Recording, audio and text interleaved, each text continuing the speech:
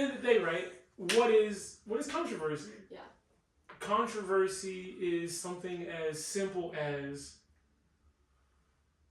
the Pharisees looking at Jesus and saying, heresy. Yeah. But we know, not heresy. Right, that's true. And so there's so many instances where I think the church misses it. Not the capital C church, right, but the lowercase c church. Yeah. Where the church misses it and they call things controversy when really what they should be saying is uncomfortable. Yeah. No, I agree with that actually. Oh, I don't feel good. Yeah. And so we say this can't be right. This is new. This is new. This is I don't like it because we don't like change. Expecting. Christians don't like change. People don't like change. Right. And so when Jesus steps on the scene, or when I step on the scene, or Kirk Franklin steps on the scene, and things look different, even myself, I'll be honest, when Kirk Franklin's doing his stuff, I don't like it too much. I'm like, what is he doing? And then I have to ask myself, is this me being uncomfortable, or is this the Holy Spirit convicting me? True. And sometimes, because people in general can be led by so much by their feelings, we conflate the two. Even when you think about how do people talk about the Holy Spirit? Hey, I feel the Spirit doing this. Oh, yeah. Instead of the Spirit said this to me. Yeah. Or I feel like God, da da da da da. As opposed to the Holy Spirit convicted me today, and just point blank. And I'm not saying that every time somebody says I feel blah blah blah that they're wrong, but we equate feelings and spiritual all the time, and it can be a problem.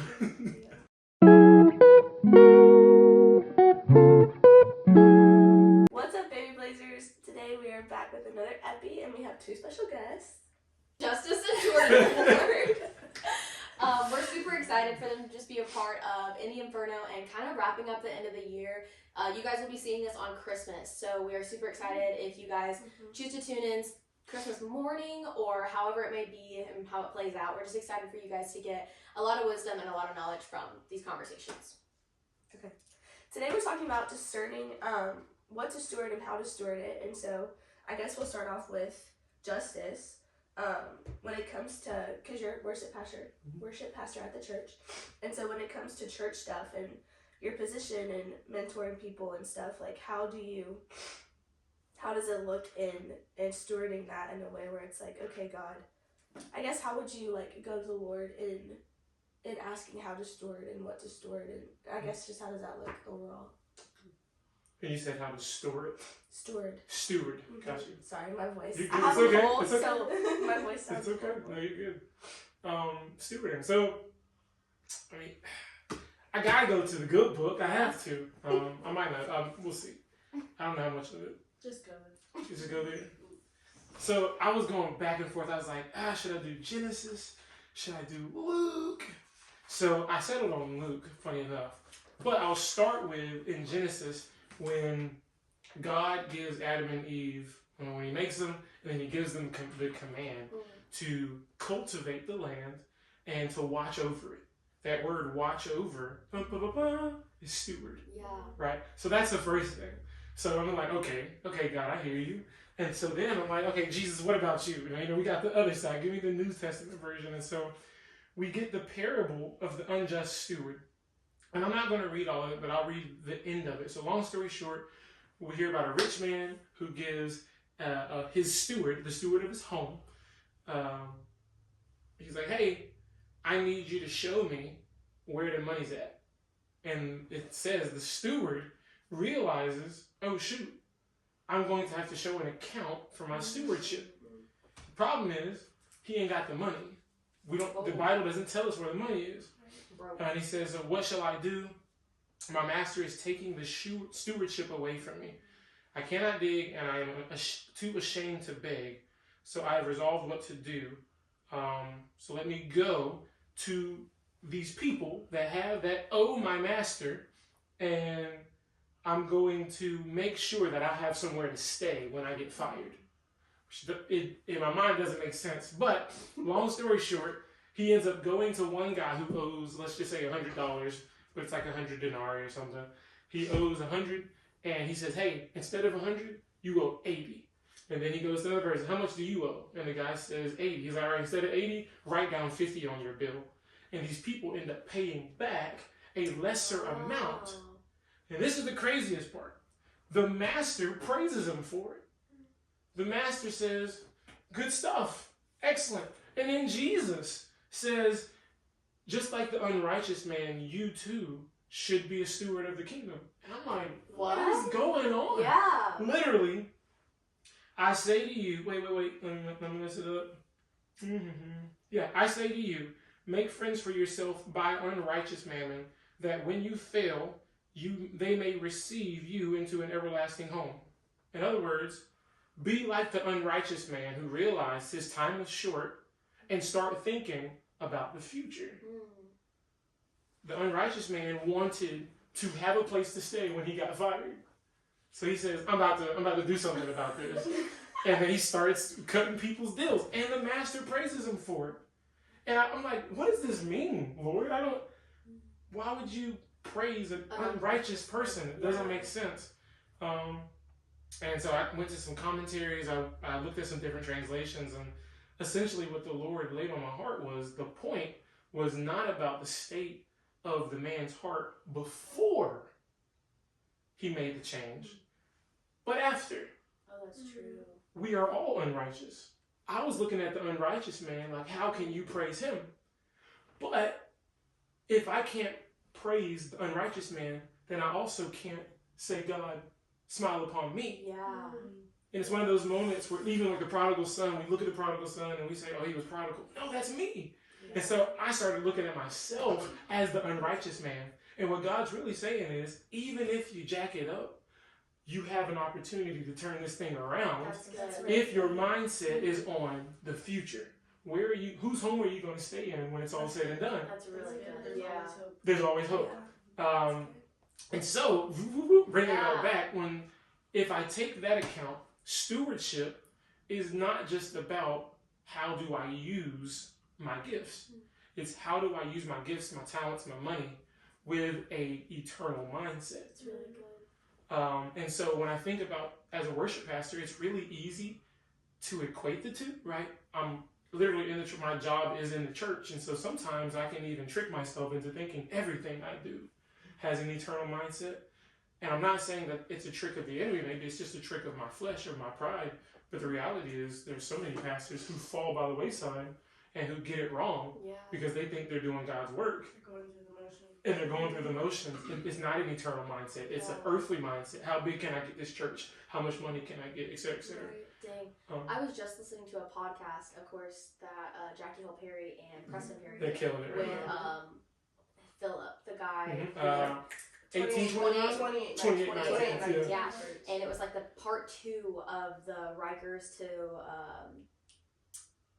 Righteous or something like that. And there's like a part 2 version. And he was talking about how he had this, basically a Christophany moment, okay, where it was like he genuinely like met Jesus, like all these things, like, you know, his whole shebang over it. And then he said that his heart turned after that moment, and his church no longer became about how many people can we get here, all these things. It basically just a switch mindset of, if it's not for Christ, then what is it for? Absolutely. And so like even thinking about how, I mean, one, I was an intern at the church, so that was like fun, all these things, but like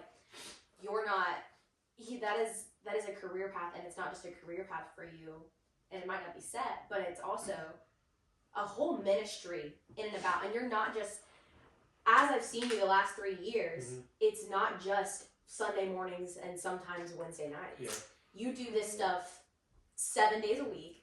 You have students come to you, you have adults come to you, you have married people come to you, like y'all in and of itself, like you host people to deepen their walks with Christ. So like in all of that, and this is, I think, kind of like going into some other questions that we had, but just like not, and this wasn't to cut you off or anything, and maybe it's kind of like fizzling into what you were going to talk about, but what does that look like when enough is enough? You know, like how do you shut the door to that? Because some people might say, well, I'm furthering the kingdom, I'm doing all these things, and like Tyler's always made it a point to be like, if your first ministry, which is like your home and all these things, are kind of chaotic and suffering, then like this other stuff has to be on pause. So, like, what does that look like, not only as a whole for both of you, but, like, as a worship, you're on a really big platform of influence at the church. Like, everybody knows you. Everybody wants to be friends with you. Like, everybody loves your wife and your kids. So it's like genuinely, like, what does that look like? And what's the push and pull as a believer being like, dang, I want to do things to further the kingdom, but also this is toxic. If I continue to do this is toxic for my wife, for my kids. Like, I have to be able to go to discern. That's literally it. So what does that look like? And jump in whenever you want to. I will gladly throw the alley-oop for this one. I know she's already got it. I do. So for any of the students that are watching this, I'm saying this, but know that we love you so much. We love hanging out with you and pouring into you guys. So hear that before I tell you. A prime example of that was Wednesday nights. So when he first came on staff at our church, he was over the main worship center, but through a series of events, he absorbed students. And so for the last 4 years, he has been doing adult worship, all of the things entailed with that, and then also the student ministry, doing all things with that. And so over the last year, he has been pulling back and back and back and back, and it is exactly that. With the hope of finding. The hope was that before he ever pulled back at all, that there would be someone in place. But unfortunately, that just has not happened. And it came to the point where our family was suffering as he was showing up.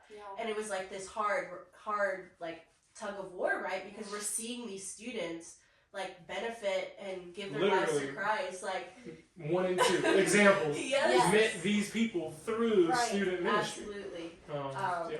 But we see our family is not thriving in that. So something had to shift. So over the last year, he's been intentional about pulling back.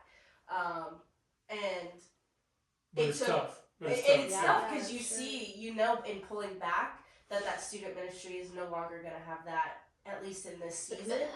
But as a wife, I'm also looking at him lose his passion for singing. He's no longer singing or pulling out his guitar unless he's on stage.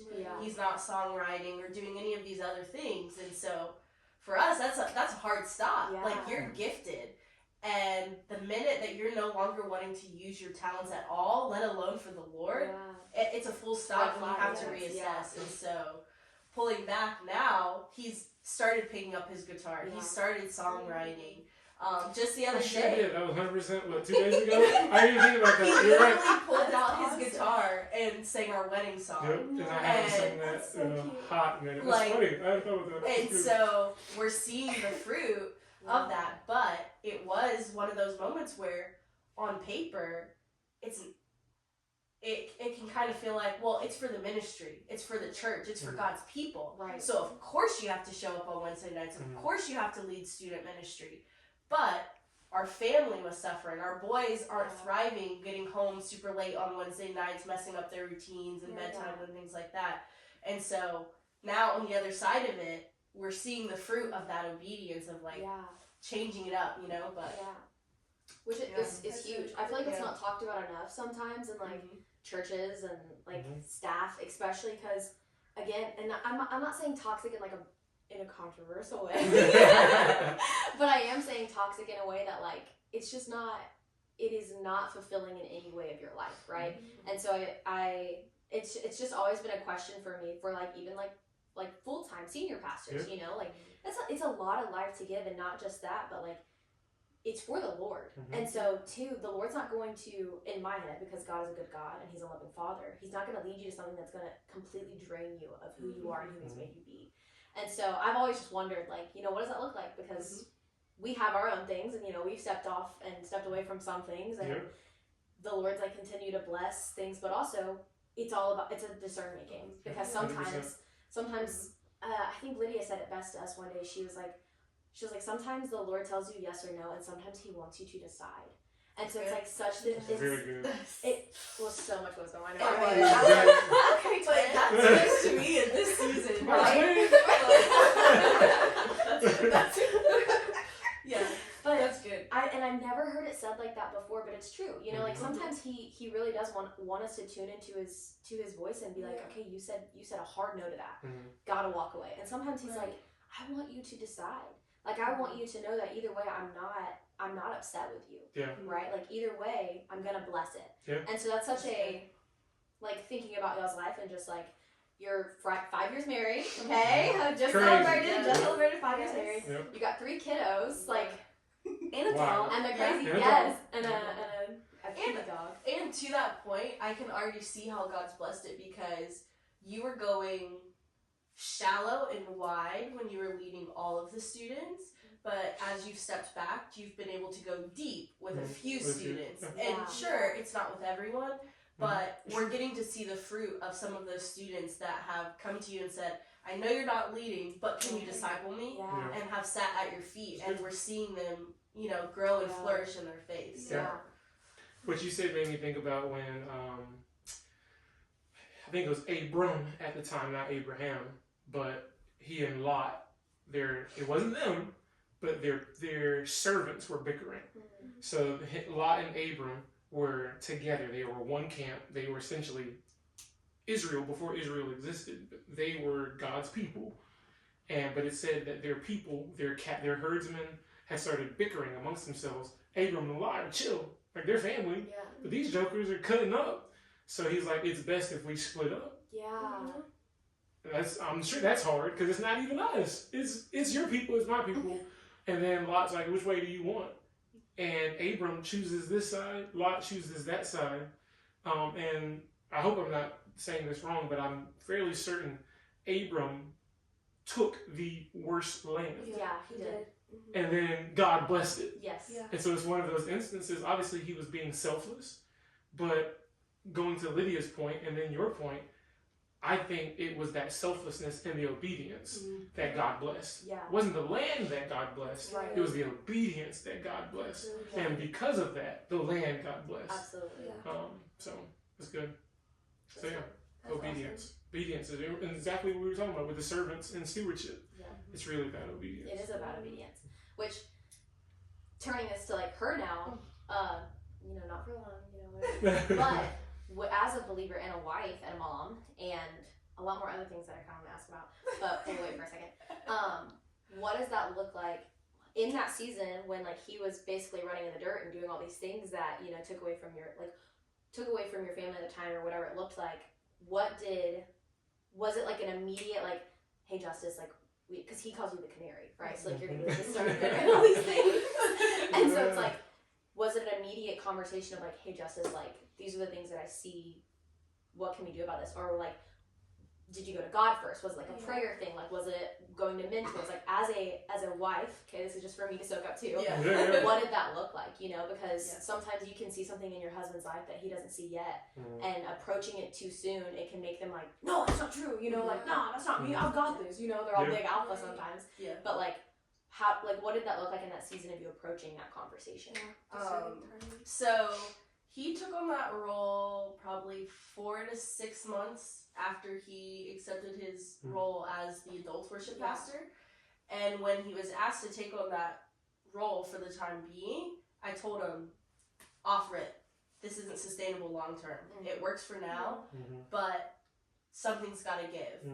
Either just transparently financially, because by taking on that role, it kind of pigeonholed me into not being able to work because he was taking on another role. Became less predictable for And their schedule. Exactly. So, and one thing that's very big for us is making sure that our boys have access to one of us, at least in this season, pretty consistently. Just they're so young that, you know, we're not, they go to babysitters, they go to preschool, they have things, but generally speaking in this season, we try and, you know, be that main influence.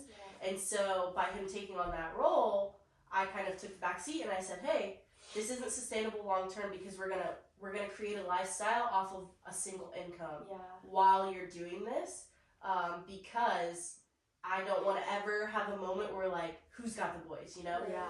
So off rip, we knew it was not sustainable long term. We did not expect it to go for years. And so that's where the challenge came in. So initially, that initial prompting where I was like, no, was experiential wisdom. My parents were pastors, and when we were talking to our parents are pretty full of wisdom, so honestly, whenever we have a big decision, we go to them, if we're honest. That's And such a blessing. That's awesome. my parents specifically were full-time pastors, like growing up and all of that stuff. So when we were telling them, hey, he's thinking about taking this job, they both looked us dead in the face and they said, do not repeat our mistakes. Do not do what we did. Wow. Because my parents are now divorced, and they will say from their own mouth that in part their divorce is because they were helping everybody else accept themselves. Right. So, and particularly their thing was marriages. So like Dang. all That's a around the paradox. state of that's Georgia and crazy. beyond, you can hear people speak testimonies of how my parents write like books and things like that have completely changed their lives and saved their marriage. And they don't have a marriage now to show for it. Yeah, that's crazy. And so they both separately obviously were like, hey, you can do this, but learn from our mistakes. Don't do the things we did. Don't run yourself to the ground like we did. Have boundaries. Say no. It's going to be packaged as this is for the kingdom, and you need to unwrap that package and really ask more questions and things like that. Crazy. So It is. Yeah. the initial prompting was just Immediately very done. practical wisdom from my parents saying, do differently than we did. And then as time went on and I saw like us like him getting home at 5 and then us trying to rush back out to the house or back to the church at 6:30 That's a lot of gas. and like Lot of just gas. trying to wrap up the In our boys. armada too. And but- exactly. Yeah, that's awesome. It was guzzling. Finances It was guzzling. are funny. That's Yeah. awesome. And I think to talk about the canary, the Yeah, root, the yes. origin of the canary. So it goes from the saying of the canary in the coal mine, Yeah. right? And so way back when, before they had radar detection and air purification and stuff, miners would take a caged canary into the mines with them, and the reason for that is as they're pickaxing away and getting out the coal or whatever it is, any type of ore they're getting, it is very likely that they would hit a pocket of gas, and that gas would be colorless and odorless, but it was very toxic. And so as they're picking away, the cave is filling up with this gas that's been released as they're hammer or pickaxing, and people would just start dropping. Now everybody's dead, or at the very least, now you've got blood poisoning and stuff when you get back up to the surface. And so what they realized is, and I don't know how they realized it, but they said, hey, birds are smaller creatures and poison circulates through them faster. So we're going to take a canary in there with us, and when we hit that pocket, if the canary, which is a tweeting bird, it tweets a lot, if it stops tweeting, and especially if it falls and dies, get out of the mine. And so pretty early in our marriage, God, I genuinely believe it was God, gave me a download that was like, she's my canary. And I'm thankful for a wife who can take that and not make it something else, right? Because a lesser wife would say, oh, you're calling me naggy. You know what I'm saying? Right. I'm nagging you. But really, my inner monologue is when she starts tweeting, something's wrong. Yeah. And if you know her, she doesn't talk a lot. You can get her to talk She like internalizes. this, Yeah, but internalizes. she's just observing for the Yes. most part. And so typically when she starts tweeting, again, a lesser wife would say nagging, or a lesser husband would say nagging. When she starts tweeting, then it's like, okay, maybe this is toxic, going back to the word that you used earlier. And that's not to say that the whole thing is. Correct. The mining of the coal was good. Right. The gas was toxic, Yeah. not the occupation. Yeah. Thank you, Holy Spirit. So Way to cool. The occupation of being a pastor is good. Yeah. However, sometimes the occupation can get filled with toxic gases That's good. that are not sustainable for our situation, for our health. Jesus first. What an You really did that one, boy. And so she started tweeting, and a part of being the canary is I will say it took 4 years, but a part of that was me and my stubbornness and like, just go a few more months. We're going to get somebody. And then there just came a point. Really, it was chapel. By that third kid, it's like, okay, this is not, it's not it. Right. And in full transparency, when she had chapel, so you can blame it on hormones, you could blame it on postpartum depression, you could blame it on anything. But like I was watching her deteriorate, and so I have to go back to the last thing God told me, which is she's my canary. Yeah. She's dying. Get out. It's time to get out. Yeah. And so that's what I did. And so it was rough. Of course, there were lots of students who were like, no, you know.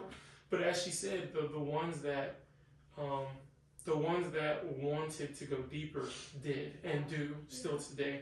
Right. That's not to say that there are some that didn't want to go deeper, but But maybe you're just not that person for them. it's just not there for them.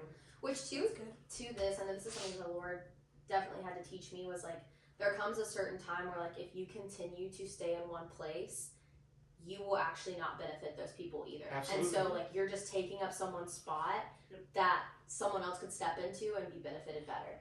And like 100%. that, I feel like even in that ministry, like thinking of like a ministerial like role, that's kind of a hard pill to swallow too. That like you're not called to be everything 100%. all the time. 100%. And sometimes taking a backseat is the best thing. So 100%. I did want to ask too, because you kind of already touched on this. Sorry, dude. So you grew up as a pastor's kid, and so what does that transition look like now as a pastor's wife, right? Yeah. And so like, has there been just what does that look like? I'm just not gonna elaborate anymore yet. So it's hard, but not hard in the same way. Okay. As a pastor's kid, I lived in a fishbowl. And particularly because my parents did a lot of counseling and work in marriage and family, like with young kids. Before someone hires someone to help them with their kids, they look at your kids. Yeah. So me and my sister were like, why would I go to your dad to get help with my kids if your kids are bad? So now luckily me and my sister were not bad by most people's measures. We were good kids, if you will. So it wasn't hard in that way, but I did feel this pressure to keep up whatever good meant. Yeah. Because that felt very directly tied to my livelihood, right? Because if dad isn't working, then I can't do cheerleading or whatever else I want to do. So there was this pressure of like I'm in the family business. Play your part, you know? Yeah. And as a pastor's wife, it's the complete opposite. I feel like it That's goes. so nice. I was just about to ask that. Like, what is that nice? First of all, Yeah. because So yes, it is, because I don't feel any pressure to Yeah. be anything, and I think some of that is just maturity. Like, if someone has an issue with me, they're either going to tell me or they're not going to tell me. And if we're not close enough for you to feel like you could tell me about it, then oh well. what am I doing with that information? Like, I need to write it in your journal. But write it in your journals. it's a great place for all your That's feelings. also honestly. real. So in that way, it's great. In other ways, it's challenging because we relocated here. So True. we don't have family. All of our like pre-moving here friends live far away. So when we first moved here, everybody's excited about him. Yeah. And then now that I have kids, everybody's excited about kids. Right. People don't really ask about me Yeah. or look for me unless it's an afterthought, right? So they've greeted all my kids, and then they'll make the joke like, oh, how are you, mom? Like, Oh. and I know they think they're being cute, but Right. like, you've Just heard it rather so say many nothing times. than I would anything. rather you just Yeah. completely ignore me than make a joke about you ignoring me. Yeah. And so that has actually been harder since having kids, is because now I'm just like I'm a caretaker. She's Wells' mom. Yeah, I'm Right. Wells' Original. mom. Yeah. You know? So that has been challenging, on top of the fact of when I first got here, as he's mentioned before, I'm not a super social person. Like, I'm kind. If you talk to me, I'll talk to you. Right. But I'm fairly shy, so I'm not going to go attack the room and make all the friends. That's just not my personality. So that, coupled with when we arrive, everybody's excited about him. And now everybody knows him and wants to talk to him and things like that. And I'm just there. Was very hard because I just felt very low. Yeah. And now we've made some relationships and people that we're friends with who see me, who check on me, things like that. But it was very hard because I would say even Yeah. that happened in like the last year-ish. What year is it? 2024? Like the first 2 to 3 years, dude, I was just out here. Yeah, true. Like people were nice to me, like, hey, how are you? But wasn't it was in passing. It wasn't, Right. a real relationship. And I would say just in the past year, we're starting to make like those deeper connections, if you will. So that's been good. But that was definitely hard at first. Yeah. Well, that's like a hard extreme too, like going from pastor to pastor, but in one of those instances, you're basically on the front cover. It's like you're constantly being looked at, you're constantly being talked to probably, and like all these other things. And then you go to this other worship pastor role, wife, whatever you want to call it, and then it's like, The movie credits. hello. And it's like, and that's a huge, what's it called? Like the huge differences. First of all, but two, like, do you ever find yourself internalizing? Okay, well, you probably do because you're an introvert. But, like internalizing those things, and like, does it ever come out in other ways? Like, like so, like not being. Maybe this is something that happened in the first 2 years, that like not being seen a lot. Did that ever affect you two? Did it ever like come out in other relationships? And like, what did that look like for you? And how did you take that to the Lord, or did you take it to the Lord? And like, what did that look like in that season too?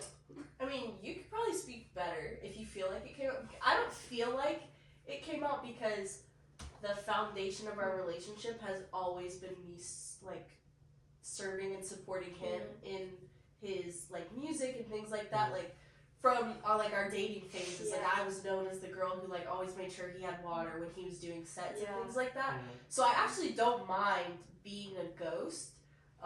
And that and like doing the behind the scenes work, that's always been our dynamic. So I don't feel like it came out in our relationship other than he's my husband, right? So when I'm down, he's carrying that too. So when I don't know if I was clinically depressed, but I was pretty low when we first got here. Like he'd be like, "Why don't you take Wells to the park?" Or "Why don't you go meet up with people?" And I'm literally like, "Why would I leave the house?" No one approves me. Literally. Yeah, and so I'm sure that provided or caused strain in our relationship. But you could probably speak more from your perspective. I mean, just as an extrovert, I'm like, do something.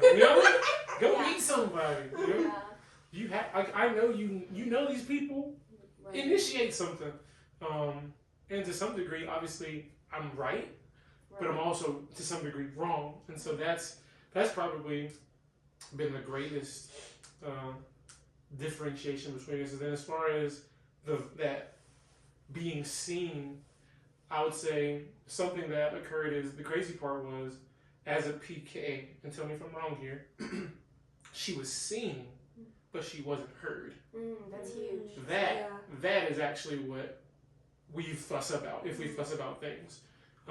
Not the seen aspect, but people wanted her to smile. People wanted her to be the beautiful PK. And then if they say, "How are you doing?" and she gave them an answer, what she said didn't actually matter to them. She'd be like, "Oh, my foot fell off this week," and they'd be like, "That's really good to hear." Yep. Or when she got a divorce, and my parents. I'm sorry. I was like, wait. When her parents got a divorce, and they would check in on her, and she would tell them what's going on, and they were like, "Oh, we know that you're not ready to talk about it." She's like, I just did just now. And so being seen, and kind of like you said, the dichotomy, everybody sees her, but nobody hears her. And so that's probably more so where if we do have moments where she's having, that PTSD or whatever it is, it's more so that where even if it's something as simple as we're both talking and because I'm louder and bigger, I can overbear her in the voice category, then she'll feel what she calls voiceless. Like she doesn't have a voice, and then she's a canary. And hear her sing. Don't take the canary's voice. It's bad.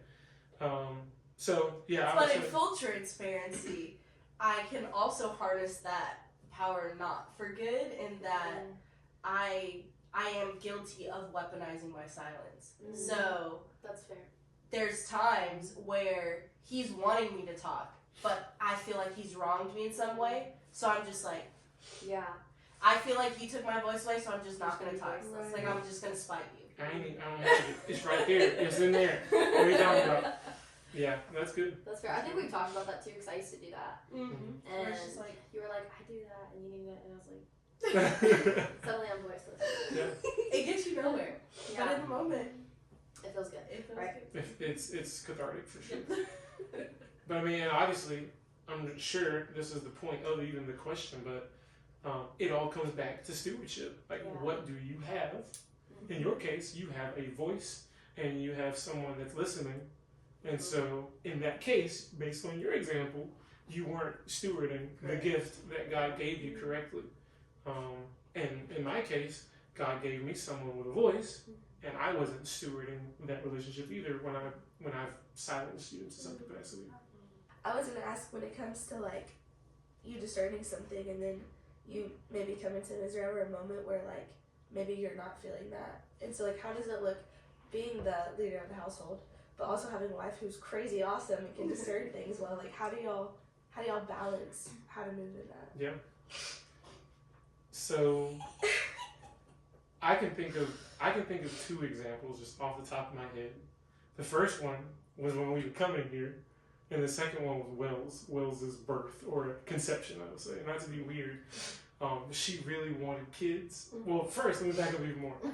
You love to tell us. Because it's real life. We had talked about having, when we first got married, and we were like 2 or 3 years, we'll have kids. And then COVID happened, and we ended up sheltering in place with her older sister. They had 3 kids. And so, at being an aunt, her like mommy gene turned on. Yeah. And so one day, just like out of left field, she was like, I think I want to have a baby. And I'm like, what are you talking about? No joke, we're like 3 months married at this point. And she was like, I'm just telling you what it is. And so it was probably like a good 4 weeks. And in that case, she didn't keep tweeting. She just said it and left it. And so in that case, I intentionally had to pray on it. Because I did recognize that I'm the lead in that, and God put it on my heart that it was true, and that let's do it. And it was less about confirming if her thoughts, ideas, beliefs, whatever, feelings were true, and more about she is speaking into my life and giving me initiative to ask God questions I haven't asked yet. That's good. So it wasn't Justice, I want kids, do you? Let me pray on whether that's a yes or a no. It was Justice, I want kids. Now let me pray and ask, okay, God, what is your desire for our parenthood? Yeah. And so it's, again, it's causing me to ask difficult questions that I haven't had to ask before. And another one was when we first started dating, I was a big hugger. I'm a big hugger. And so I grew up with a sister and a mom. My parents were divorced as well. And so I, to some degree, understood that talking and hugging was a very sensitive thing to do. And it connected well with females. And so, long story short, I had, guy friends and also female friends. With guys, I dap them up and give them the hug. With girls, typically I gave a frontal 2-arm hug. And so when we first started dating, she just dropped it in the bucket. She was like, I don't really like you hugging girls. I'm like, hugging? What? No, you don't like me hugging girls? I'm a hugger. And she was like, it's not so much the hug, it's the fact that it's a full frontal, chest to chest, like completely wrapped in there hug. Yeah. And I was like, what? This is crazy. You're a crazy person. I'm dating a crazy person. But again, and so I literally asked her, I was like, so what do you want me to do? And she was like, I don't want to tell you what to do. I don't think that's how we should go about it. I just wanted to tell you how I felt about what you're doing. And I was like, what do you want? You want me to stop hugging girls? You want me to do a 1-arm hug? She was like, pray about it. And I'm like, toxic what are you talking about? And so again, that's just a great example of her words are not meant to tell me what to do. Yeah. They're meant to tell me to go to God and ask Him what to do. Yeah. And so that's been a really special aspect of how we commune. That's cool. That's good to know. So, And I think that also, because there's also this conversation of like nagging, right? You don't want to be a nagging wife. And I think that's also how we protect that dynamic from the nagging is I never feel like I have to just keep saying it over and over and over again.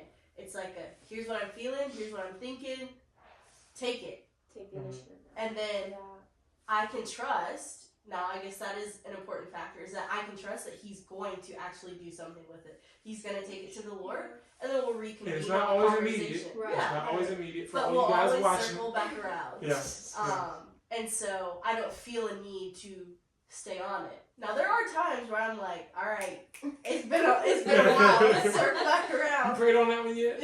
Or there's a bigger issue that feels bigger or more intense or more emotional or whatever the case may be. Right. That it's like, hey, this is actually pressing, or Some things require more. let's go. Yeah. You know, but I can trust that he's always going to take it. He's going to sit with it, take it to God, and then we're going to circle back to the conversation. Yeah. So there's no pressure to just be like, In his ear all the time. justice.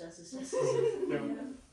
That's true. So as she kind of said it, but like as like the man of the household, like we said earlier, you're the first guy on our podcast, which is so fun. But two, you're also a husband, and so and you're a father and all these other things. So as the like head of your household, the protector of your household, the one who on Judgment Day, everything will fall on you. You know, not Casual. what does that look like? Like, what does protection look like? Whether it's physical things, you know, like when you're out places, you got 3 kids and a beautiful wife. What does that look like for alertness, and how do you discern what is dangerous, what is not dangerous? What does being a godly husband look like? A godly father, all these things, and how do you steward those things in your day-to-day life? Man, God is good. God is good, and here's why. Because I'm sitting there, I don't believe, first let me say this, I don't believe that God does everything. Right. But he uses everything. And so, as I said in here, I was like, Satan wanted to mess stuff up. Cameron, we were beefing before we got in. We told them about it. But we were beefing on the way over here. It was just a hectic day where we were both feeling like we just wanted to just separate. So like she went and took a nap, and I'm over there still like, oh, she can nap. Well, I'm just nap too. The kids are awake. So I was like, oh, she can nap? I'm gonna nap too. Obviously I didn't. But that's how I'm feeling. And it's like, she didn't even communicate that she was gonna take a nap. She was just gone. Which I can think of that as, like now on the other side with clarity, I can think of that as she was that tired that she literally just died. Yeah. Or I could think of it as, oh, so you don't care about if I need a nap, you know? And so anyway. It can get toxic. It can get toxic. It can get toxic.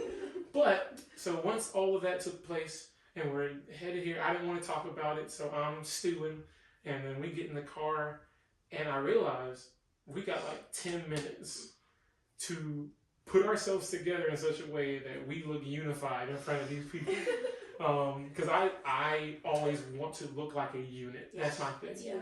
I don't want to show up disjointed. Yeah. And so I'm like, we have a 7-minute drive and a little bit of time in the driveway to make this thing work. And so I was like, okay. So I literally said, do you have any ideas or solutions as to how we can get back unified? And she was like, what do you mean? And I was like, we're clearly not unified right now. And if I'm being honest, I'm feeling kind of selfish. So as the husband, I'm really wanting her to deal with it, right? I'm wanting her to do the work. And so she was like, okay. If I'm being honest, I'm feeling selfish too. And I said, interesting. We are in a pickle. We're in a pickle, aren't we? We're in quite the pickle. And I was like, and so she ended up, it was like a little pause, and she ended up saying, should we pray? And I said, I think we should. I get super formal when I'm upset about it. Like, so I'm almost like speaking old English, like Shakespeare. I think we should, right? And she was like, okay. Silence. I was like, can you do it? She was like, again, I don't really want to do the work. I was like, all right, bet. And this moment happened. So at this point, we're probably like 4 minutes from you guys. And this moment happened where I'm sitting here and I'm like, I'll be danged if I'm the one that's gonna pray. What I look like? She took the nap. She should also get to pray. She's got the capacity. I don't, you know? And this moment happened where, to your question, again, I can't say it was like God, like justice, but it was this spiritual download that hit me here and here that was like, but are you gonna lead your family? And I kid you, I didn't even tell her this. I started crying. And I'd like to think I was crying because I was sad. I do think there's a little bit of like, this is so much. But even on top of that, I genuinely think my flesh was that upset with making that spiritual decision. Yeah. Like I knew what God was asking me to do, and my flesh, my fleshly, carnal man cried because he didn't get his way. And so my lips were fumbling. I was like, hey. And flesh said, no, he was, if I have a spirit man, like Paul says, and a carnal man, and they're at war against each other, in this moment, it was like this like out-of-body experience where I'm driving, and literally I'm crying, and she's just staring forward out the windshield, and I'm like, she better not look either. She better not look. And I'm trying to pray, and my lips, my tongue is like constrained, and I'm crying, and I'm like, and it was in that moment that I realized, oh, this is bigger than me. It was like, if I could say something to Satan, and I'm talking to you now, Satan, right? I was like, oh, you goofed. Get behind me. Had you not held me so tight that I cried, I might have actually come all the way and not prayed. But in all of your strategizing, you brought me to tears, and you showed me how bad my flesh didn't want this. Oh, now I gotta do it. Now I gotta do it, because you've shown me that this is bigger than, I'm not a crier. Yeah. So now I'm crying in the car over praying? What? And so I ended up praying. And this is where I cried a little bit more. Again, she doesn't know this, but she'll learn about it. I hate crying. I really hate crying. So I pray, and I'm thinking to myself, okay, that's what a husband does. That's what the man in the house does. That's what a godly man does. And then she reaches over and like grabs my hand, and then she starts praying. And I was like, I see you, Lord. I see you, Lord. And I'm not saying to all of the listeners out there, I'm not saying that women are incapable of initiating, or that women are incapable of leading, or that women can't do what men can do. They can. But in that moment, what brought me to more tears, and this time good tears, was, oh, that's what it looks like to lead a woman. Yeah. That's what it looks like to lead my wife, is to do the hard thing. And for, I like analogies, if I've got this thicket of vines and thorns in front of me, to protect her, I'm actually going to go through it first with my machete and clear this path. It's not to say that it's still not hard for her, but now I've already cleared some of it. So she gets to walk behind me. She still has to do the thing. We're still trekking together, but I've taken a large brunt of it. And so I hope that answered your question. Yeah, that's really good, but actually. Yeah, that was, I genuinely believe that's what it looks like to be a godly man. More than sticking up for your girl in a bar and fighting somebody. You know, we battle not with flesh and blood, but with principalities. And so, and that doesn't always happen. But in that moment, it was such a divine download of a moment where it was like, oh, this is what it looks like to fight for your family, to fight for your wife. Not against other humans, but against the enemy that is trying to break up marriage. Yeah. Because if we're supposed to love our wife like Christ loved the church, and our wives are supposed to submit to us in the way that the church submits to Christ, then marriage is actually the direct incarnation or embodiment of Christ's love. Right. So of course Satan wants to come against it. Absolutely. Because if he can come against marriage, he can come against the mirror of Christ's love. That's good. So that's why divorce is so rampant in 2024. Yeah. That's why you see parents who are together but they're not really together. That's why even in Christian, I think Christian divorces for the first time in history is actually maybe higher than worldly divorces. And so So yeah, and I've talked too much, but there you go. I mean, what a cool representation that you literally had to die to your flesh. You had to die as Christ died, okay, to the flesh, and then your wife came up and submitted and literally prayed over and with you too. Yeah. Like that's huge. Like even as like a wife, like I know that probably took a lot too to be like, I guess I gotta do it too, you know? Like, dang, She like, actually started laughing, like crazy laughing. I was like, girl, what is wrong with you? But after I prayed, she just started laughing. And I was like, why are you laughing? Nothing's funny. And she just started laughing, and that's when she grabbed my hand. And I guess that's, She does see to some degree, that freedom burst out of her. So, that's huge. Awesome.